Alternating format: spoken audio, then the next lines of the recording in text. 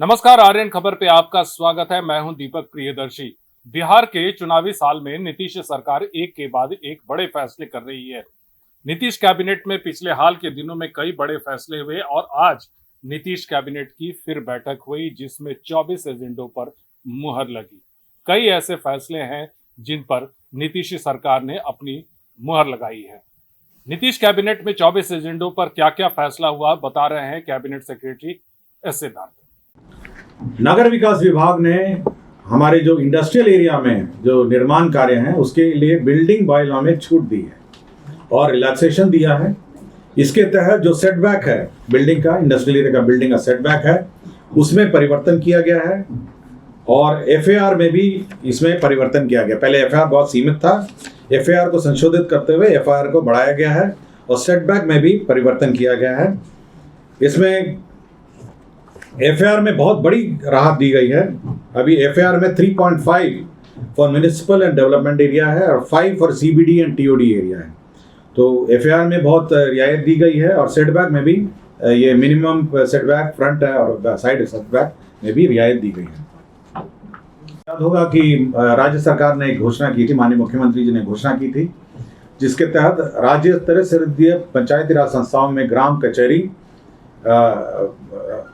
राज्य पंचायती राज संस्थाएं एवं ग्राम कचहरी के निर्वाचित प्रतिनिधियों का इलाज हेतु मुख्यमंत्री चिकित्सा सहायता कोष से अनुदान भी दिया जाएगा।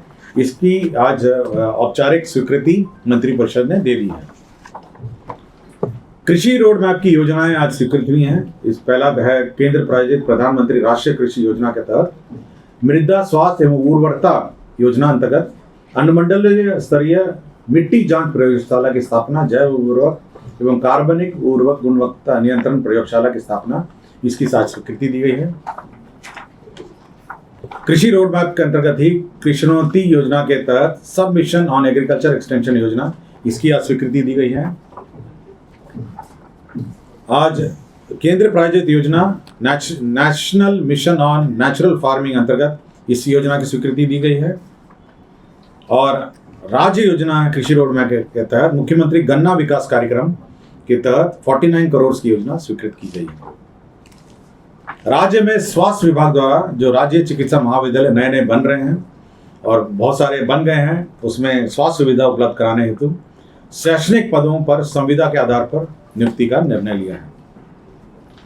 पर्यावरण जलवायु परिवर्तन विभाग द्वारा केंद्र प्रायोजित स्कीम के अंतर्गत राष्ट्रीय जलीय परिस्थितिकी तंत्र संरक्षण हेतु गोकुल जलाशय भोजपुर, इसका विकास का निर्णय लिया गया। इसके तहत 32 करोड़ 48 लाख 30 हजार रुपये व्यय होंगे। ग्रामीण कार्य की एक योजना है सुलभ संपर्कता, जिसके तहत मोतिहारी जिला अंतर्गत गमरिया चौक रक्सौल NH-28A से गमरिया चौक आदापुर तक का पथ, जिसकी कुल लंबाई 12.8 किलोमीटर है, के पथ का आरेखन चेनेस 4 किलोमीटर पर अवस्थित 77.48 मीटर लंबाई एवं चेनेस 10.270 किलोमीटर पर अवस्थित 58.120 मीटर लंबाई का उच्च स्तरीय पुल का निर्माण का निर्णय लिया गया। जल संसाधन विभाग द्वारा सिंचाई प्रमंडल जहानाबाद अंतर्गत जहानाबाद जिले के पुनहदा पंचायत में विभिन्न गांवों में सिंचाई योजना का पुनर्स्थापन एवं संपोषण कार्य यह स्वीकृत किया गया। इसके तहत 42 करोड़ 98 लाख व्यय होंगे। श्रम संसाधन विभाग ने जो खतरनाक उद्योग में महिलाएं को कार्य करने में प्रतिबंध था, एक ये बिहार कारखाना नियमावली 1950 का नियम 95 में 13 अनुसूचियों में अंकित खतरनाक जो कार्य हैं वो महिलाओं के लिए प्रतिबंधित था। इस प्रतिबंध को अब हटा लिया गया है। इसमें केवल गर्भवती एवं दूध पान कराने वाली माताओं का नियोजन प्रतिबंधित रहेगा। अन्य सभी महिलाओं को इस उद्योग में कार्य करने का अब अवसर होगा। इससे महिलाओं को रोजगार के और अवसर बढ़ेंगे। वर्ग में प्रतिनिधि के लिए वेतन स्तर के आधार पर निर्धारित न्यूनतम कालावधि इसमें शांत किया गया है। सामान्य प्रशासन विभाग का एक प्रस्ताव था, जिसके अंतर्गत माननीय उच्चतम न्यायालय के अंतर्गत जो सेवानिवृत्त मुख्य न्यायाधीश हैं, न्यायाधीशों के घरेलू सहायता अन्य सुविधाएं नियमावली 2025 की स्वीकृति यह दी गई है।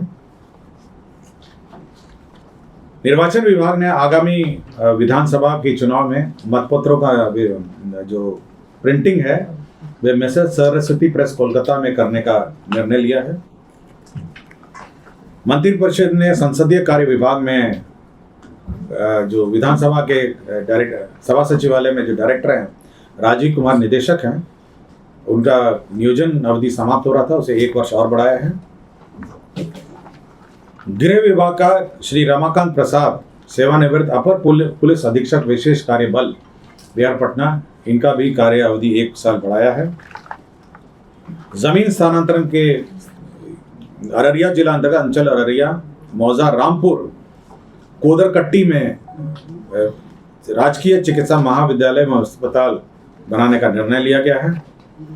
बेगूसराय जिला अंतर्गत अंचल बरौनी, मौजा, सिमरिया में जो सिमरिया घाट धाम को भूमि पर्यटन विभाग को स्थानांतरण करने का निर्णय लिया है। तो कुल आज 24 एजेंडों पर निर्णय हुए हैं। धन्यवाद।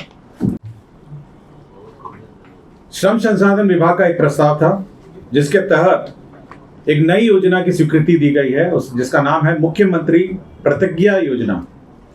इस योजना के तहत जो हमारे विभिन्न स्टूडेंट्स हैं, विभिन्न जो पास आउट हैं, जो 12th पास हैं या ITI के पास आउट हैं, स्नातक है, इन सभी को इंटर्नशिप की राशि मिलेगी। जो पास आउट होने के बाद जो विभिन्न कंपनियों में ये काम करेंगे, ट्रेनिंग लेंगे, प्रशिक्षण लेंगे, इनको इंटर्नशिप की राशि दी जाएगी। या 3 महीने से लेकर 12 महीने तक यह राशि दी जाएगी। 3 मंथ से लेकर 12 मंथ तक इंटर्नशिप की राशि दी जाएगी। जो कौशल विकास कार्यक्रम के अंतर्गत जो 12th पास हैं, उनको इंटर्नशिप के रूप में 4000 रुपये दिया जाएगा।